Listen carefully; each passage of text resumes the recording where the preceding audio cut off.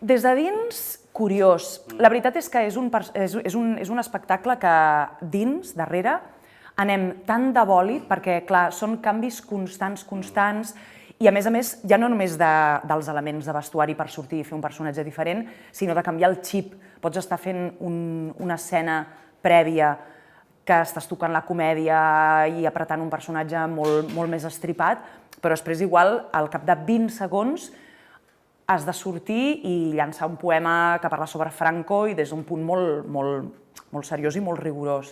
Aleshores, per mi, perdia una mica la percepció una mica de què estava passant directament amb el públic, tot i que després m'han dit que van sortir molt entusiasmats, però sí, realment darrere vas molt de corcoll, molt, cosa que és bona. Vull dir que també és un repte, evidentment, com tot, i està molt bé. Perfecte. Sí? Sí.